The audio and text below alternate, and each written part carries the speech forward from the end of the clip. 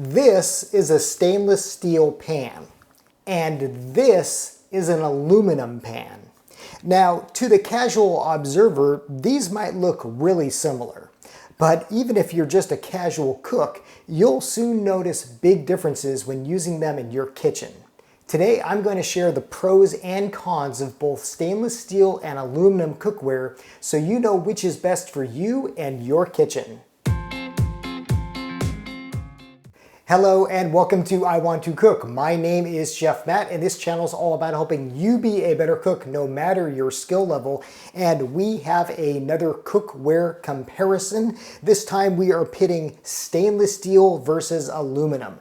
Now, before we get into each one's pros and cons, let's discuss their similarities because they do have things in common.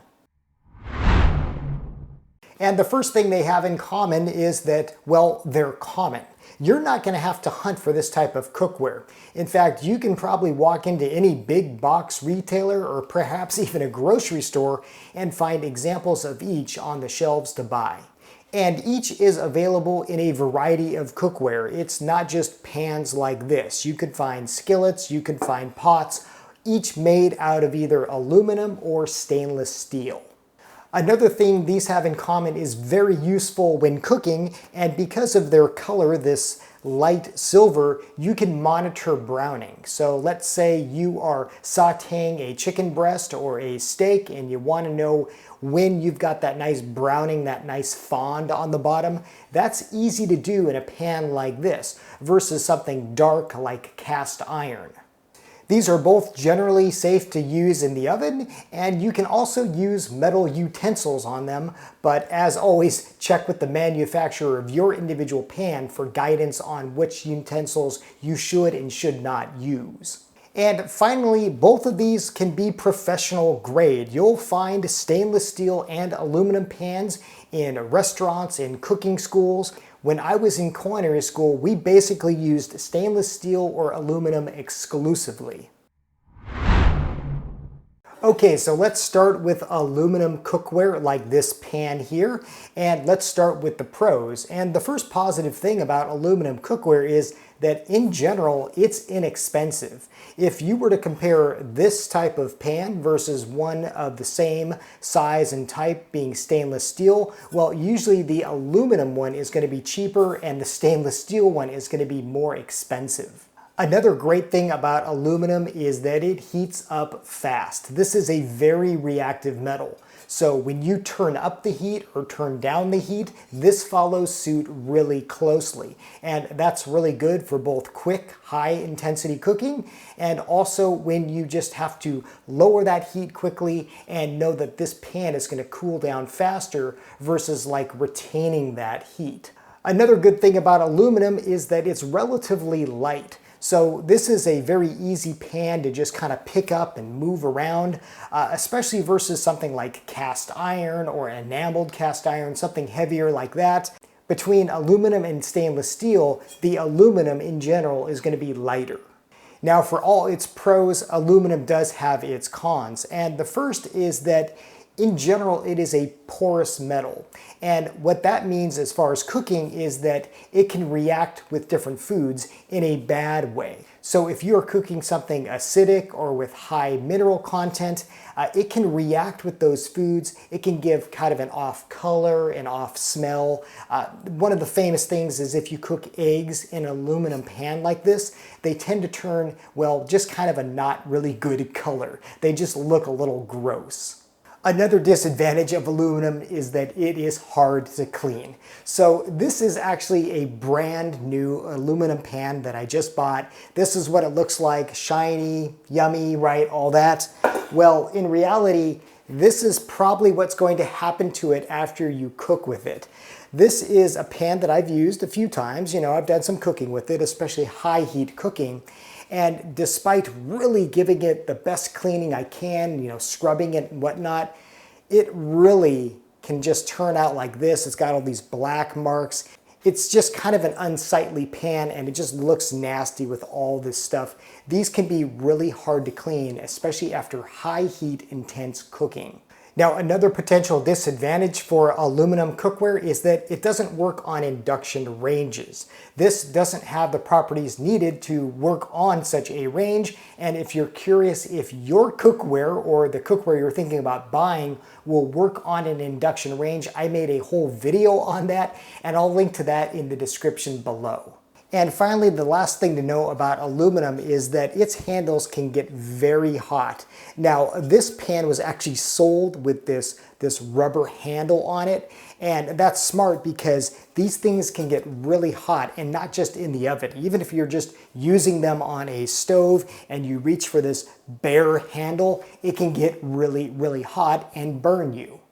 Now, if you are a fan of aluminum and you want to use that as your cookware, I should note that a lot of these faults with just bare aluminum can be righted if you used anodized aluminum. And I made a whole video on anodized aluminum versus just regular aluminum like this, and I'll also put a link to that video in the description below as well. But just know that if you do want to use aluminum, anodized type really kind of rights all the wrongs of just basic aluminum. Okay, now let's move on to stainless steel. And the first thing you notice is, well, what you notice. I mean, it's really good looking. It's shiny both on the inside and it can be shiny on the outside. This is just a really nice, like premium looking material, this stainless steel, especially versus, you know, something like this, and especially an aluminum pan once it's gotten dirty and you've cooked with it. And to that end, stainless steel is just so much easier to clean. You can really bring a nasty, well-used stainless steel pan back to life with some proper scrubbing, you know, something like Barkeeper's Friend. It can really make this look like new. So a lot easier to clean. And one reason for that is another one of its positives, and that's because this has a non-porous surface. So again, where aluminum has porous and it can react with foods, no such thing happens with stainless steel. So you can cook a wine sauce, you can cook eggs in it, and you don't have to fear them kind of having an off taste or an off color. That's because stainless steel has a non-porous surface. Another major positive of stainless steel cookware is just the sheer variety of types of cookware you can get. Sure, you can get pots and pans like you can with aluminum, but you can also have different things like this little saucepan with a lip. This is stainless steel. You can get a nice little like gratin dish like this. There is just so much more variety with stainless steel cookware versus just bare aluminum cookware.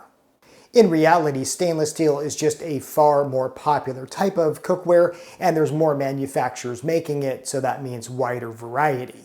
In fact, stainless steel is often used on pots and pans that you may not think are stainless steel at first. So this is my Maviel copper pan. I did a review on this after I bought it, and I'll put a link to that video in the description below. But while the outside is copper, even the interior of this is stainless steel. And check this out. This vintage Farberware pan that I bought at the thrift store, this actually has an aluminum bottom, but it has a stainless steel interior. So this is nothing new. They've been using this stuff for a long time. Now, in general, stainless steel might be something of a misnomer because this pan is made with more than just stainless steel, and most modern stainless steel cookware is. That's because it has what's called a cladding process.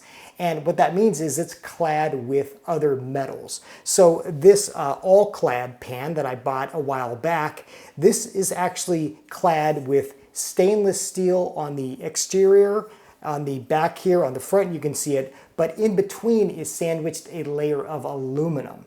And that's because it uses all those pros of aluminums and combines them with the pros of stainless steel, so you kind of have the best of both worlds. Some stainless steel can have up to 5 layers of cladding, and you might even have different materials like highly responsive materials like copper. So like this pan here, this actually has a layer of copper that you can see, and that helps because copper is very, very fast to react. So again, you get the best of many worlds with those different types of materials, combining them together. And finally, as for the other pros of stainless steel cookware is that it can be induction ready. Not all stainless steel cookware is, but some is. So you'll definitely want to check on that. But whereas aluminum won't be, stainless steel can have the potential to be used on an induction range. And it also retains its heat a little bit better than aluminum. Now, it won't hold its heat like something like enameled cast iron or cast iron, but it does retain its heat pretty well if you cook foods in this and then want to serve it at the table. Okay, I've said it before and it bears repeating that no cookware material is perfect, so that means for all its positive traits, stainless steel does have some negative ones, so let's talk about those. And the first is that it is usually more expensive and it can be very expensive. So if you go with something premium like All Clad or like one of the nicer brands, they can cost, $100 or hundreds of dollars for the really nice stuff. And another thing to know is, as I mentioned, it may not be induction ready. So just because you buy a stainless steel pan doesn't mean that it will automatically work if you have an induction stove. So you definitely want to check that. Now, sometimes they'll actually say that on the bottom, or you can always use my test for induction, which you'll know if you watch my video on how to know if your cookware works on induction. Now, another potential con is that stainless steel cookware can be a little bit heavier than aluminum.